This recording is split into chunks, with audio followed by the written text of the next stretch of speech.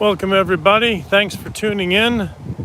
It's a Wednesday afternoon and it's a sunny day here in the southeast corner of Orlando. I'm walking around one of my favorite parks with a large lake. And let's get right to it. The topic today is Memento Mori. Memento Mori. It's part philosophical and it's part cultural. Some cultures revisit the idea every year with the Day of the Dead. And in philosophy, we think about it or review it. It brings our minds to contemplate death, to realize that our lives are finite and we only have so long to live on this planet Earth. So let's make the time well spent.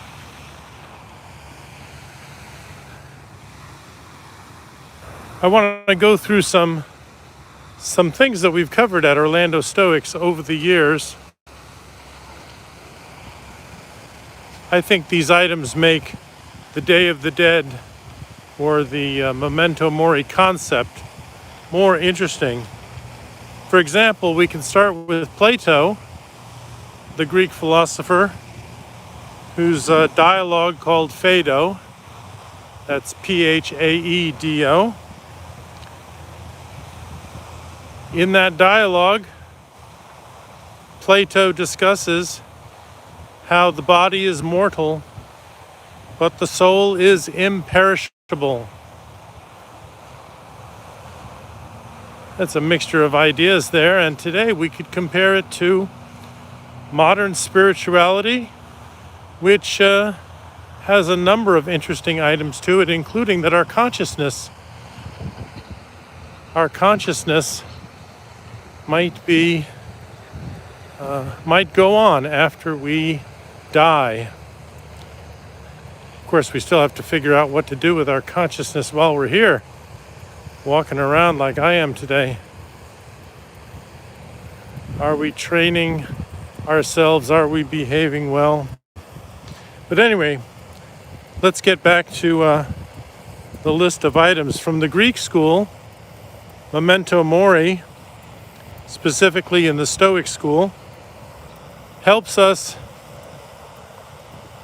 recognize death or have an awareness of death. And what this means is that by being aware of it,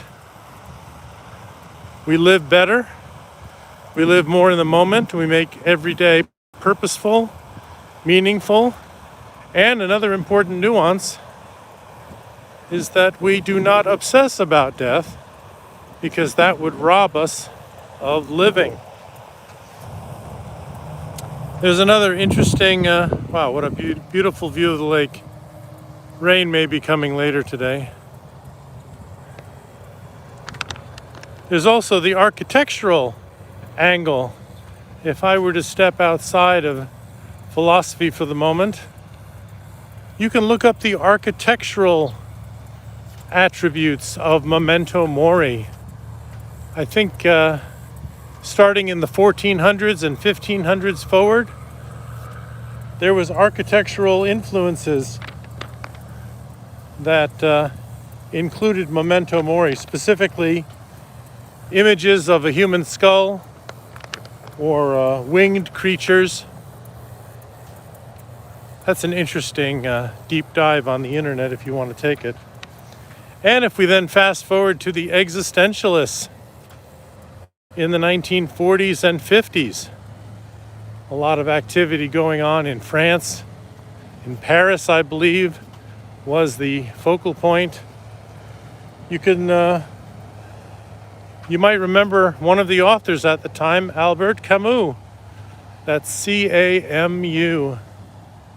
Albert Camus has a famous quote that says that once we come to terms with death, Thereafter, anything is possible. That's a simple but powerful phrase. In other words, if you get over your fear of death,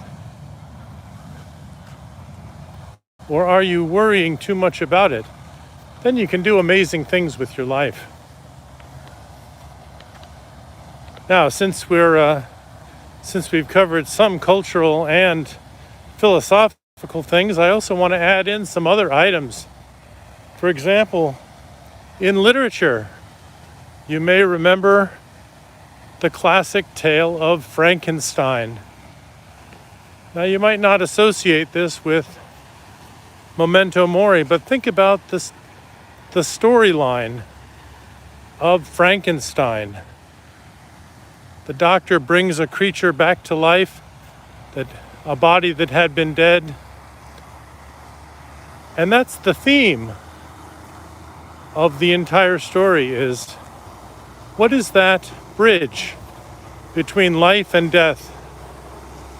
It helps us think about that more. Also, Shakespeare.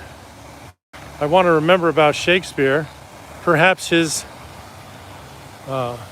most famous play is Hamlet. Hamlet talks about murder and death and revenge at Castle Elsinore, if you remember any of those parts. It's about a ghost coming back and wanting revenge for his murder. Well, after Frankenstein and Hamlet, I'll end on an upbeat note as I look out over the lake and the fountains today. You might remember the song by the band called Kansas, called Dust in the Wind. Dust in the wind is also a gentle reminder that we all have a limited lifetime on this planet. So I hope I've given you some things to think about today. And I'm going to sign off for now. Wow, we've got a lot of people in the room. Abby and Mark and others. Thank you all for joining today at lunchtime. This is StoicDan in Orlando. Have a great day.